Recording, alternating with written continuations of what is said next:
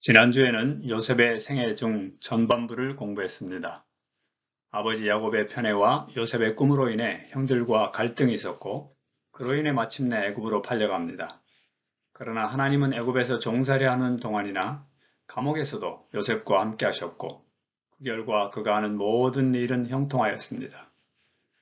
하나님은 요셉에게 자신과 민족을 위한 꿈을 꾸게 하셨을 뿐만 아니라 다른 사람들의 꿈을 해석하는 지혜를 주심으로 마침내 바로 앞에 서게 하셨습니다.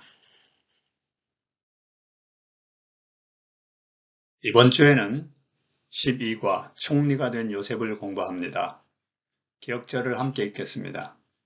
바로가 또 요셉에게 이르되 내가 너를 애굽 온 땅의 총리가 되게 하노라 하고 창세기 41장 41절의 말씀입니다. 총리가 된 요셉이 마침내 자신을 노예로 판 형들을 만나는 장면이 이번 주의 내용입니다. 형들과의 만남에서 요셉은 형들이 자신들의 죄를 회개하였고 변화되었다는 사실을 확인하기 위해 세 가지 시험을 합니다. 그 후에 그는 자신이 당한 고통이 자기 자신을 변화시키고 가족을 구원하며 나아가 인류를 구원하시는 하나님의 언약의 성취임을 형들에게 고백합니다. 요셉은 바로의 꿈을 해석할 뿐 아니라 그것을 준비하도록 호소하였습니다. 바로는 하나님께서 요셉에게 지혜를 주셨다는 사실을 알았고 애굽의 총리로 임명하였습니다. 30세의 총리가 된 요셉에게 애굽 왕은 아내를 주었고 그녀에게서 2명의 아들이 태어났습니다.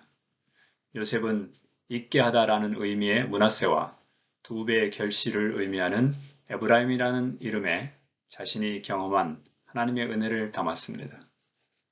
하나님은 아픔을 잊게 하시고 오히려 그것을 통해 더욱 풍성한 결실을 주신다는 얼마나 좋은 예증인지요.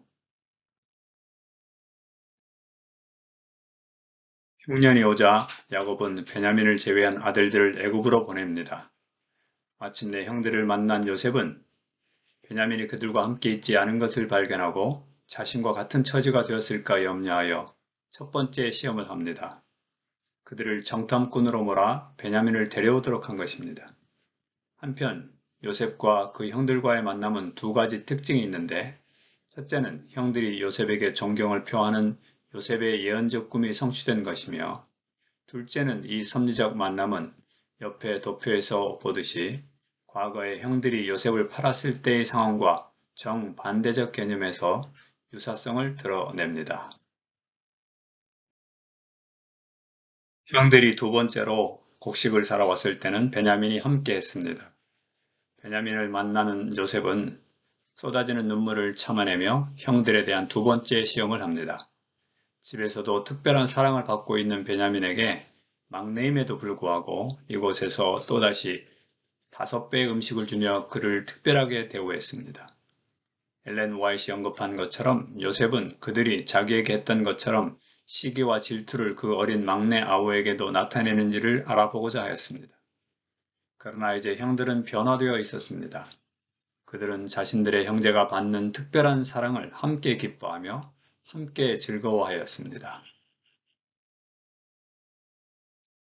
이제 정말 어려운 마지막 시험이 형들을 기다리고 있었습니다.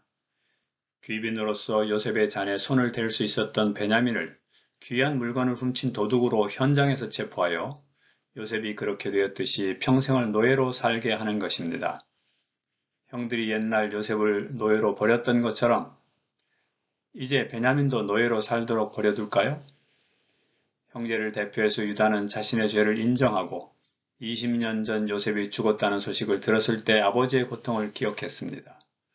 그는 아버지를 동정하였으며 아버지가 또다시 그런 슬픔을 당하는 것을 견딜 수가 없었기에 베냐민 대신 자신이 그 벌을 받게 해달라고 간청했습니다. 아버지의 아픔을 동정하고 형제를 지키고자 하는 형들의 모습을 보고 마침내 요셉은 자신을 드러냅니다. 자신들의 씻을 수 없는 잘못과 그로 인한 죄책감으로 살았던 형들에게 이것은 믿을 수 없는 일이었습니다. 그래서 요셉은 내가 바로 형들이 애굽에 팔았던 그 요셉입니다 라는 말을 여러 번 반복해야 했습니다. 요셉은 그동안 자기를 애굽으로 보내신 분은 형들이 아니라 하나님이시며 자신의 삶은 생명을 구원하시려는 하나님의 계획이었음을 깨달았습니다. 요셉은 두려움으로 떨고 있는 형들에게 이것을 알렸으며 그들과 화해합니다.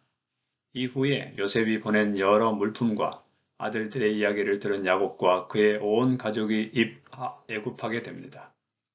요셉은 모든 가족들과 행복하게 살다가 출애굽 때에 약속의 땅 가나안에 자신의 유고를 매장하도록 유언하고 애굽에서 죽습니다.